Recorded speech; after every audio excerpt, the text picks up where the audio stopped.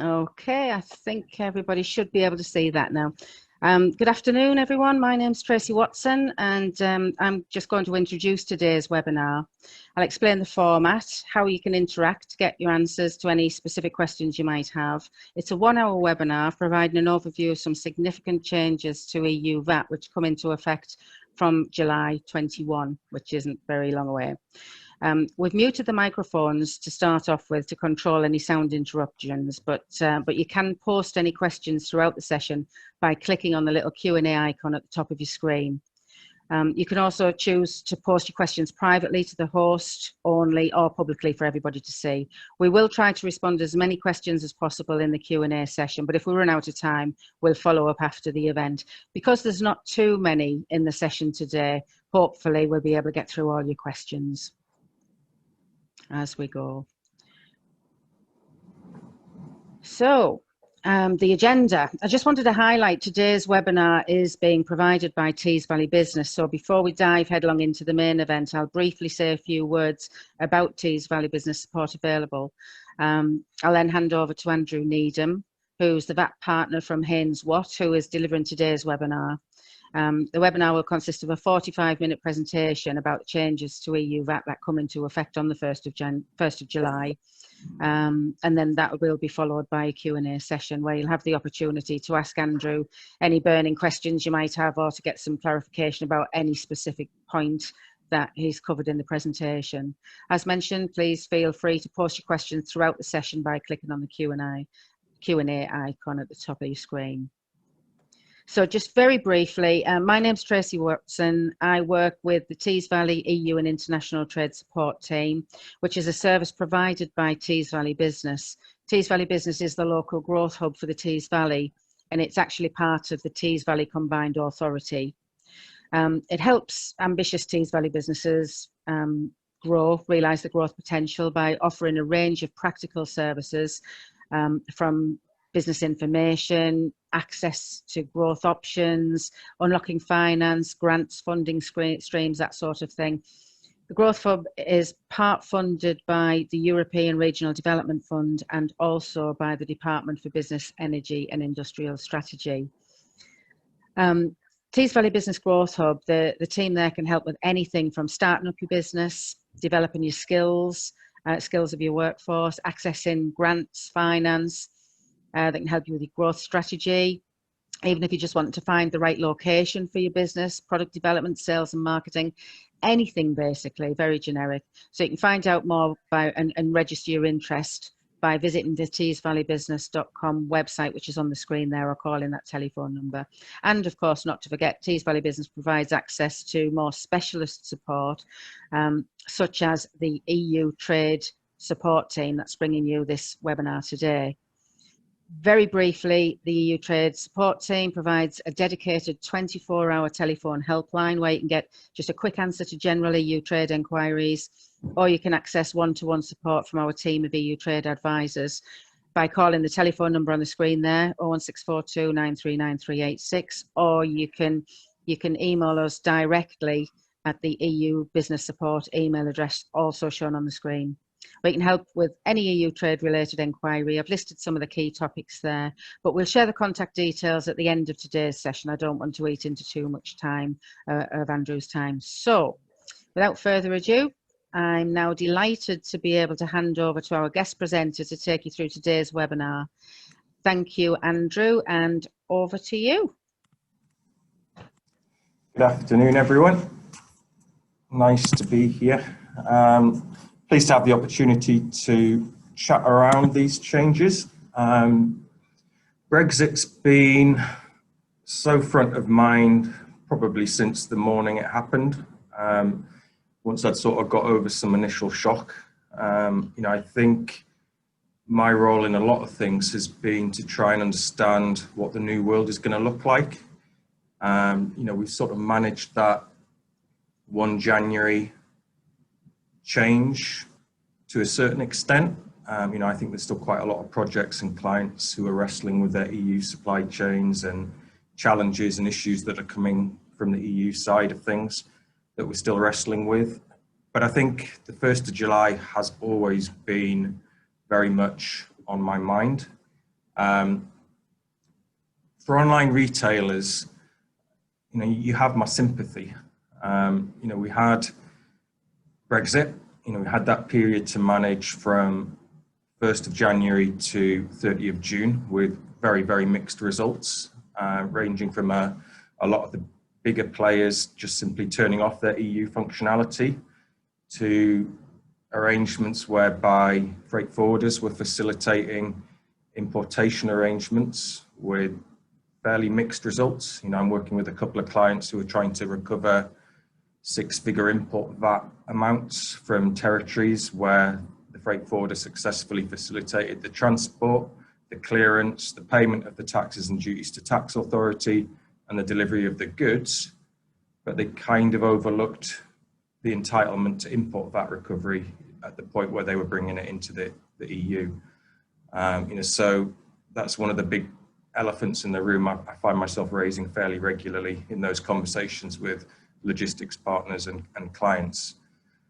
So, for online retailers, it was such a shame. We've been waiting for these one-stop shop rules for years. The EU moves slowly.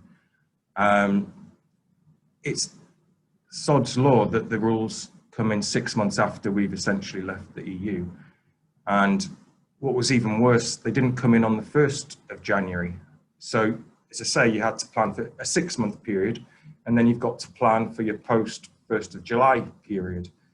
And whilst the rules are very positive, and I think they should simplify EU distance selling arrangements as they were in old money, there's still quite a lot of complication, and there's still quite a lot of practical issues, which I will talk about. And given that we're on the 24th of June and we've got an implementation date in about a week's time, the readiness both with the tax authorities, with intermediaries, and I'll talk about intermediaries in more detail as we go through, and with taxpayers, 1st of July in a lot of cases feels very optimistic. I think then it will be a case of, as and when possible.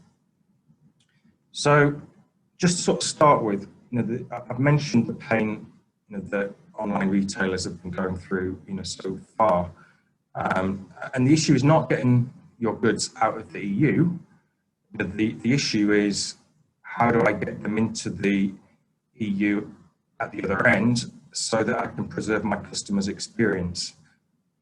We have a lot of examples in the UK where logistics providers were knocking on people's doorsteps and saying, can we have another 60, 80 pounds to cover clearance fees and import VAT and duties? That's not ideal. In the EU, we're not used to that.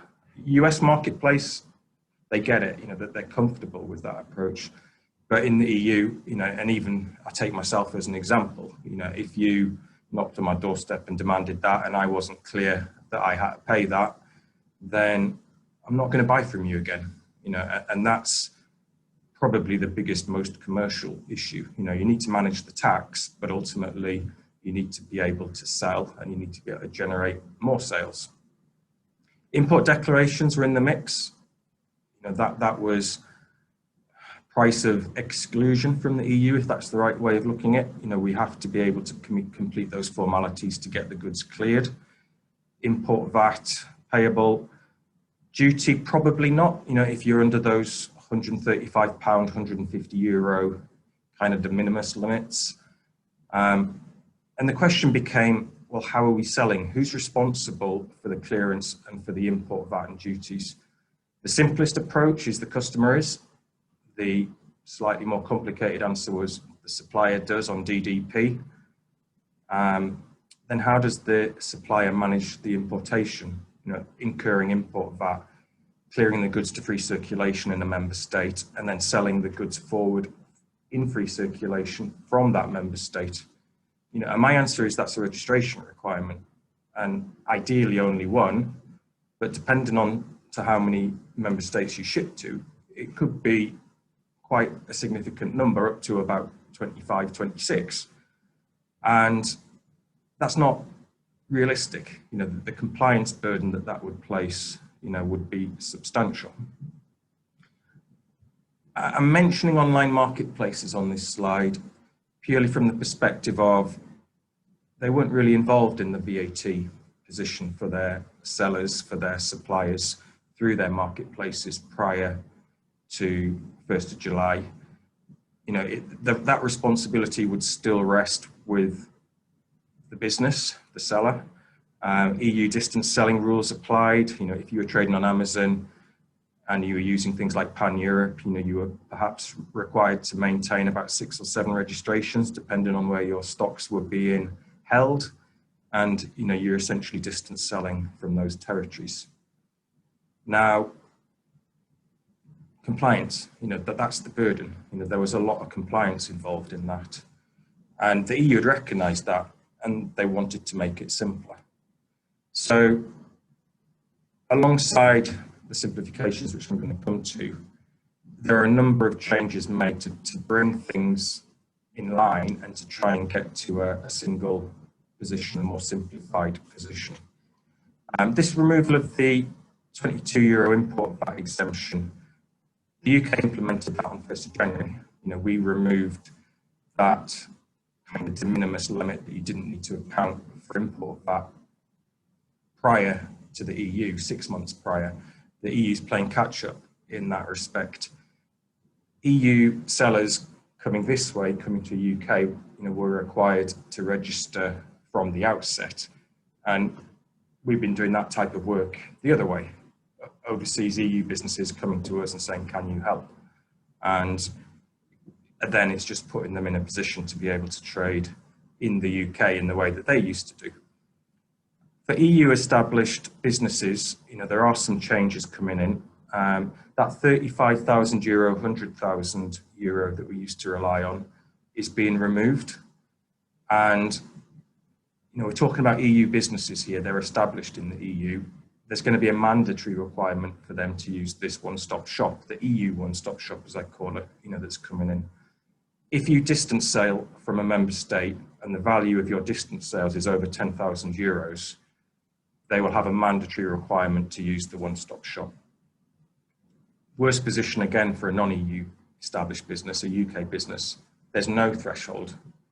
So what the EU is saying is you have to register somewhere in the EU from point of first sale. Now there's some options there. Yeah, it might be a normal registration, it could be an import one-stop shop registration, and it could be a EU one-stop shop registration. To me, the answers to all of that depends on your supply chains. You know, how are you going to fulfill orders? Where are your stocks? And what's the best, the simplest approach to manage, you know, the tax compliance obligations that you have? The changes, Germany have said they're not ready. The UK has said it's not ready. I don't think the UK is far away. Ireland are just about ready. I'll come on to some experience I have around IOSS with Ireland shortly. Netherlands are ready but not issuing IOSS numbers, which is a little bit interesting, because to me that says they're not ready. You know, if the taxpayer, the business, doesn't have its IOSS number and it can't quote it, can't communicate it to its logistics providers, then how does it use it? So it's interesting, and if I'm honest, a little bit messy.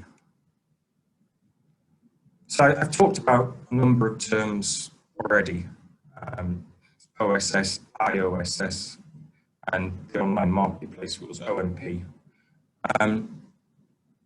For me, the differences depend on how you sell, the value of your sales, and where you fulfill your orders from.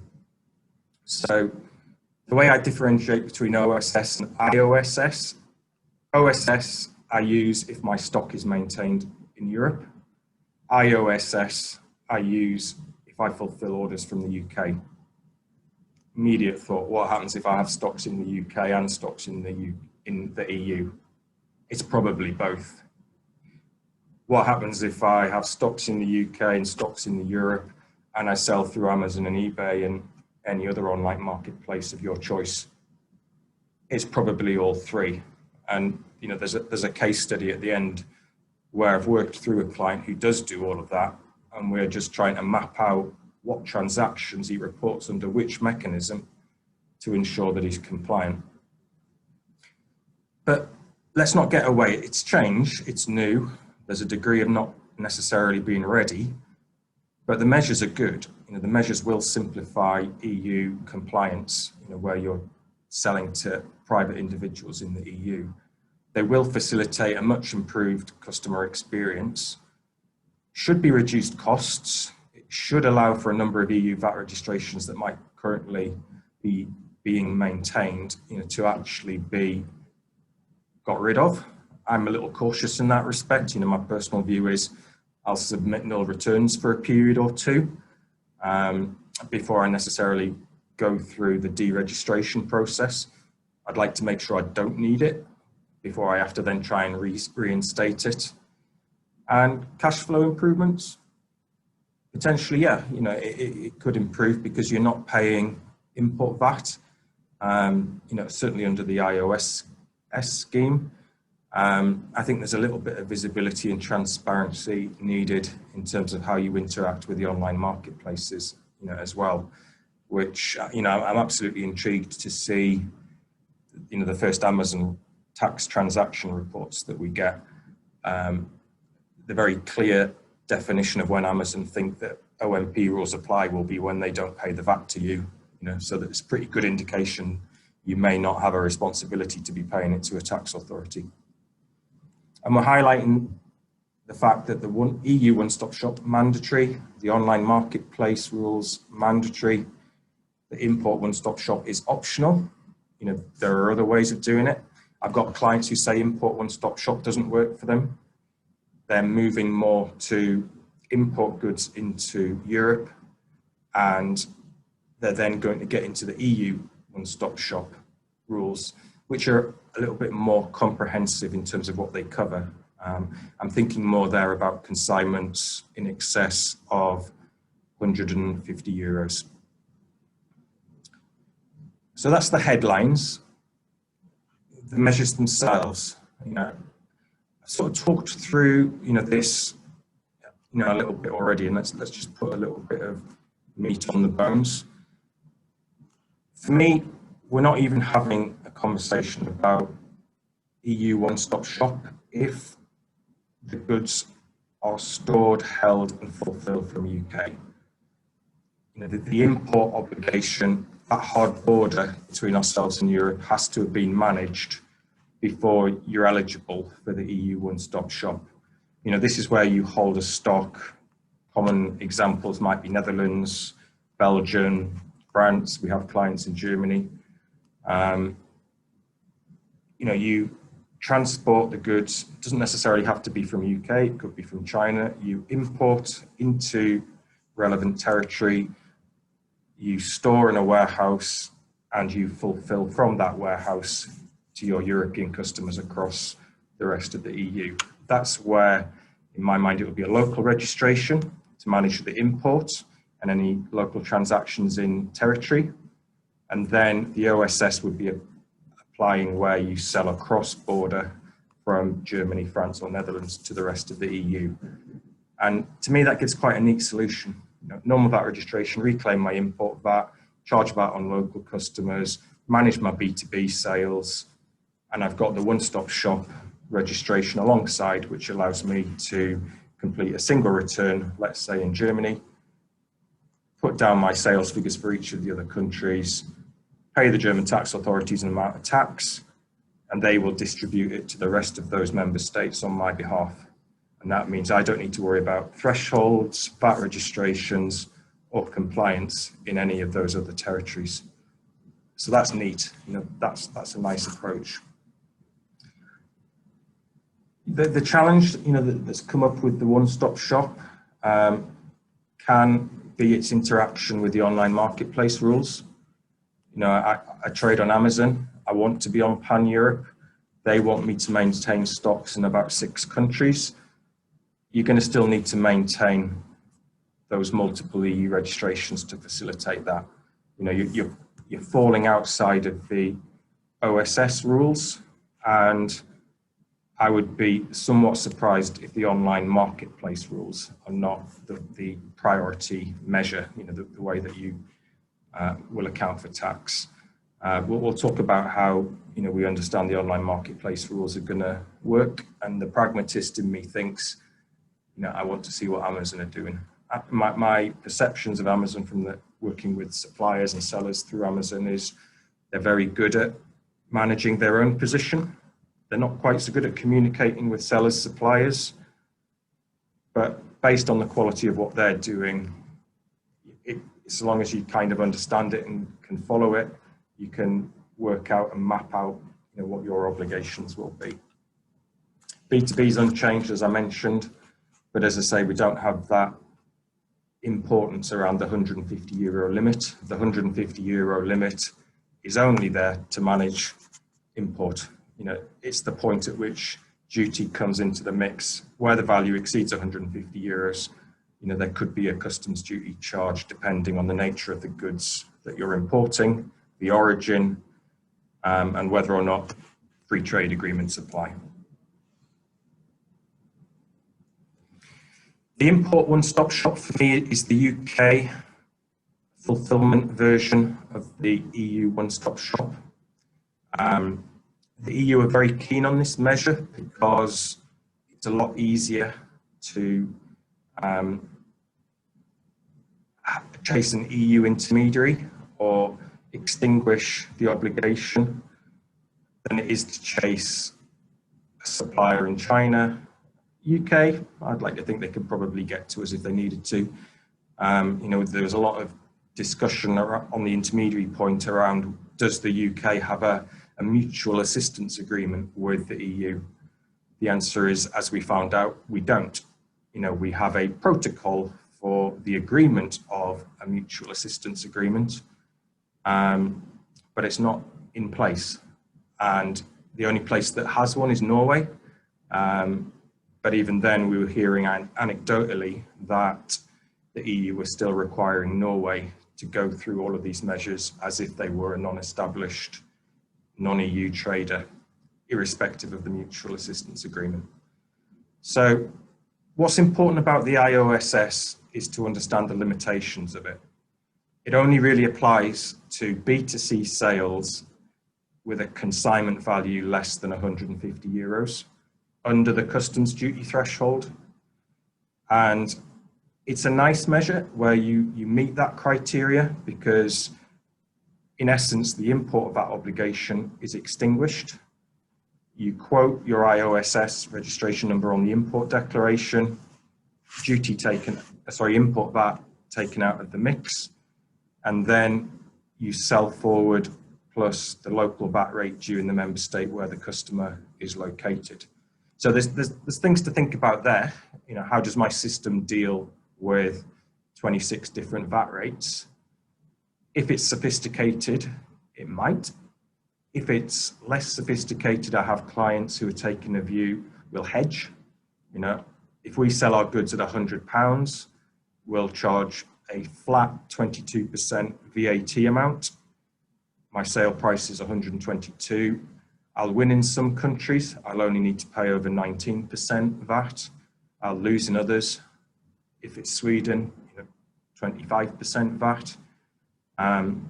But it's a pragmatic approach, and the difference can be managed. It shouldn't, in reality, end up being, hopefully, an unmanageable amount of money. That second bullet point's important.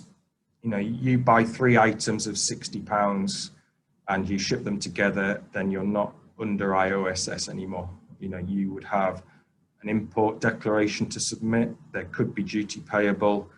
You would need to have a mechanism to reclaim the import VAT if it's delivered duty paid. You're preserving customer experience. There are other options out there. We have had arrangements whereby we facilitate the import on behalf of customers. We take the charges from them at point of sale at checkout, and we push it to the agent to pay on the customer's behalf rather than our own. To me, that's a dialogue with the freight forwarder, the logistics partner, to ensure that operates correctly. And if you're B2B selling, I'd like to think we might be able to do DAP. The customer, the B2B customer, can import the goods. I'll have a commercial conversation with them around handling charges and any duty costs, but I want to stay away from that import VAT problem, that I've flagged a number of times as we've talked through so far to date. I thought the import one-stop shop was going to be great. The guidance that we were getting was using terms like local representation, intermediary. It wasn't saying fiscal representative. My initial perception, and that of advisors, other agents that I work with around Europe, it wasn't clear or understood that that would be a joint and several position. And the second it became clear, in some cases only 2 or 3 weeks ago, those tax agents that I was working with to facilitate this kind of ran for the hills a little bit. They weren't prepared to accept a joint and several liability position. So I spent a lot of the last 2 or 3 weeks working with solutions to manage that intermediary role, that relationship. I've done it. I've got a partnership with a firm who sort of specializes in that, and it's complementary because they don't do what I do and they can do the bits that I can't do. So, in their solution, they got their IOSS Ireland intermediary registration literally this morning, and they are of a view that they can have traders registered with the tax authority, in the next sort of 48 hours or so. So from about a week and a half ago, where I was thinking 1st of July is not going to happen, I'm sort of feeling like, provided we get those applications in quickly, there's a really good chance that we will actually be ready for 1st of July. There's other solutions out there. Avalara have one. I have mixed feelings about Avalara. I think they're incredibly good at what they do. I think they're a technology offering. Sometimes that personal contact is not quite as responsive as you might like it. I'm also a little bit intrigued by the Royal Mail Deloitte offering. They're partnering. On the Deloitte material, they were sort of saying 4 to 6 weeks to register. To me, 4 to 6 weeks to register is consultancy speak for a reasonable time frame to get you up and running. I quite like the 48 within 48 hours answer, that we're getting from the partner, that I'm working with at the moment.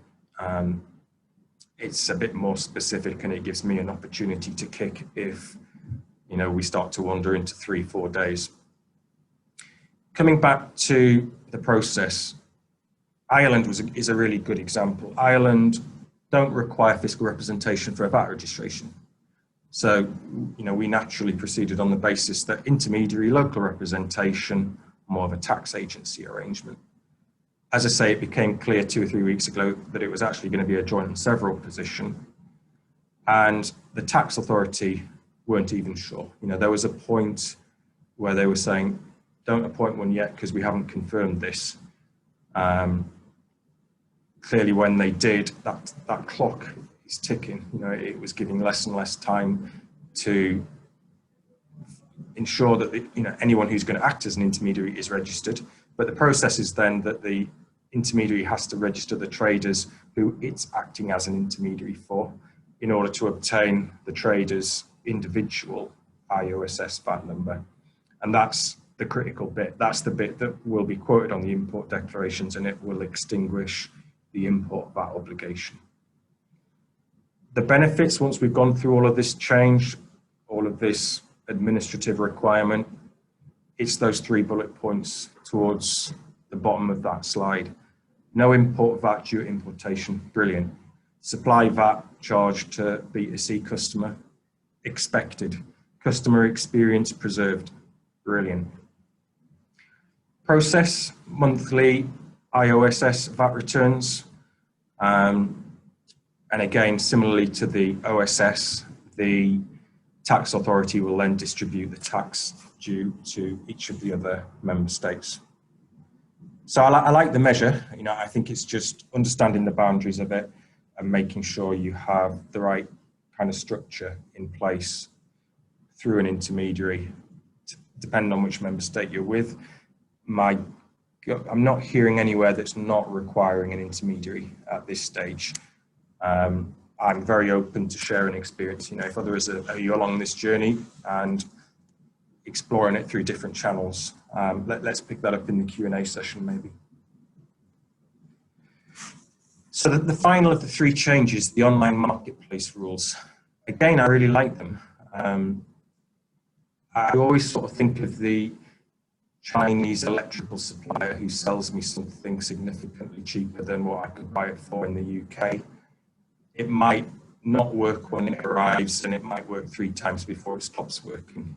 And the avoidance side of that was, how did the UK ever police payment of that tax? And it was perceived as quite a large area of leakage. So they've been working over the last few years to implement these marketplace rules to try and make the platforms more responsible, for the people that are trading and selling through their access to the market, if you like. And what we're looking at here is non-established traders, either side of that hard border. Applies just as well in the UK as it does in the EU. We have a non-established trader. The goods may or may not be in the EU or the UK at the point of sale, and they're sold through Amazon or eBay. What they're saying is the online marketplace will take payment. So use my nice simple example, £100 and £20, 120 charged to customer. The online marketplace will pay the 20 directly to HMRC. They will only remit to the trader the £100 less their charges. Amazon are very good at deducting their charges before money goes anywhere near a taxpayer. My sort of slight concerns with that is just the number of traders I've worked with who take the remittance statement from Amazon and suck that out of that remittance statement and pay it over to HMRC. Firstly, it's a shortcut because it's not reflecting the true value of their sales, and it's not necessarily dealing with the input side of the Amazon charges, some of which is UK, some of which tends to come from Luxembourg. You're not going to get paid the VAT. It's not going to come to you. And if it doesn't come to you, to me, that's a pretty clear indication it's not your responsibility to pay it to whichever tax authority as appropriate. So if they're dealing with the tax, how does that work for me then? What are my VAT compliance obligations? And it's nice. You're viewed as making a deemed sale to the marketplace, 0 rated, best category going. I don't charge VAT, but I get to reclaim VAT, and it works efficiently. But again, to me, that's a box 6 type entry. That's something that goes into total sales. I'm still selling my goods. It's just the tax is being accounted for by the marketplace rather than by the taxpayer, the seller.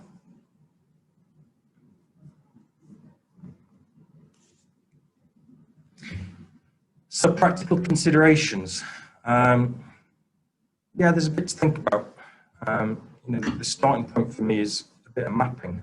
It's understanding what are my flows, what am I fulfilling from, what are my order values, is it B2C only, do I have B2B transactions, and if so, which one of those 3 or which combination of those 3 do I need to be thinking about in terms of managing my EU VAT obligations?